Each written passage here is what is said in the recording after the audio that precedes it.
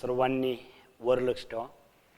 Solved examples for practice set 2.5 2.5 साठी जो solved example दिले जातात, 1 2 3 गणितं दिली जातात, त्या गणितांचा अभ्यास करूया आपण.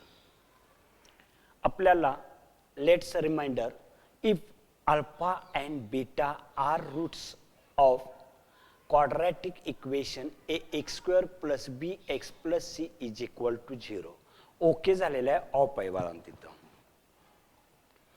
अल्फा कुणाला म्हणायचं? जर आपण क्वाड्रॅटिक इक्वेशन सोडवलं तर त्या दोन रूट मिळतात. मग जी दोन रूट मिळतात त्यापैकी एकाला अल्फा म्हणायचं आणि एकाला बीटा म्हणायचं. मग आता आपल्याला फॉर्म्युला मेथडमध्ये जर गेलो, जिथं अधिक चिन्ह असतं त्याला अल्फा म्हणायचं आणि वजा चिन्ह असतं त्याला म्हणायचं बीटा. अल्फा म्हणजे अधिक चिन्ह घ्या, बीटा म्हणजे वजा चिन्ह द्या.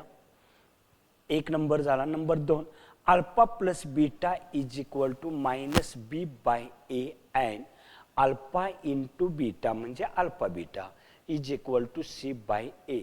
हे फॉर्म्युला लक्षात ठेवायचं. फॉर्म्युला लक्षात ठेवायचं, लिखाण करायचं आणि आठवणीत ठेवायचं व्यवस्थित. Nature of roots of quadratic equation ax² + bx + c, x चुकून झालेला आहे, c is equal to 0 depends on the value of b² - 4ac. Hence b² - 4ac is called a discriminant and is denoted by Greek letter कोणतं दिलंय? Alpha. Triangle म्हटले पण त्याला alpha म्हणायचं, sorry delta म्हणायचं.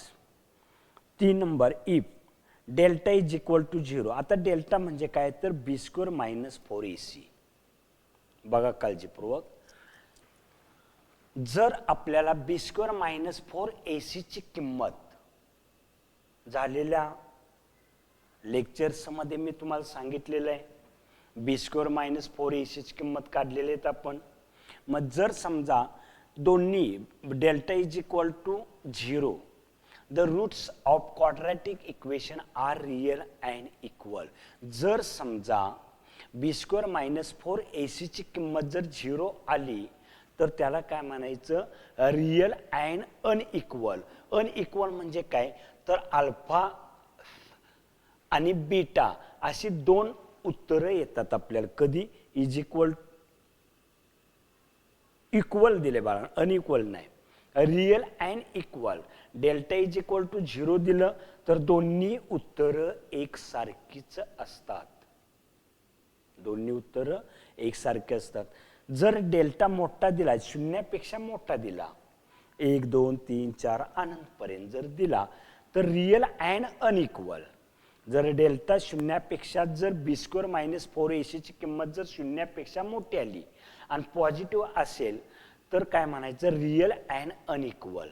आणि b² - 4ac ची किंमत 0 आली तर त्याला रियल अँड इक्वल म्हणायचं.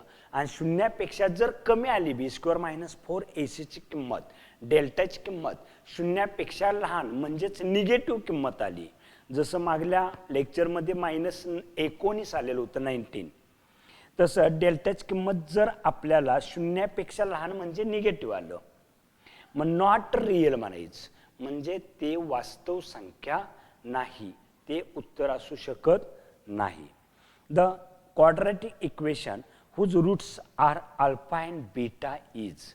जर समजा आता आपल्याला अल्फा आणि बीटा दिलं आणि सांगितलं इक्वेशन एक तयार करा, तर त्या अल्फा बीटाच्या दोन किमतीपासून आपल्याला इक्वेशन तयार करता आलं पाहिजे. आणि ते इक्वेशन तयार करण्यासाठी फॉर्म्युला आहे x² in bracket alpha plus beta bracket complete x plus alpha beta is equal to 0. या सूत्रात जर तुम्ही त्या अल्फा प्लस बीटा, अल्फा आणि बीटाची किंमत दिली असता, अल्फा प्लस बीटाची किंमत काढा, अल्फा इंटू बीटाची किंमत काढा आणि ह्या इक्वेशनमध्ये जर आपण किंमत भरली तर आपल्याला ह्या सूत्रात किंमत भरली तर आपल्याला इक्वेशन मिळेल. ओके. आता एक ॲक्टिव्हिटीज दिल्या बा. Fill in the blanks. Page number 44 म्हणजे पुस्तक पान नंबर 44 वर दिले, व्हॅल्यू दिल्या. आता 50 दिलाय म्हणजे डेल्टा हा शून्यापेक्षा मोठा दिलेला आहे. Unequal, real and unequal, real and unequal. Delta जर आपल्याला निगेटिव्ह असेल तर नॉट रिअल, नॉट रिअल. आणि डेल्टा इज इक्वल टू 0 दिला, डिस्क्रिमिनंट म्हणजे काय डेल्टा. डेल्टा जर 0 दिला तर रिअल अँड इक्वल म्हणजे दोन्ही उत्तरं एकसारखी असतात. तरच तिथं तुम्हाला b²-4ac ची किंमत 0 येते. आणि 0 आली तर real and equal, real and equal म्हणायचं.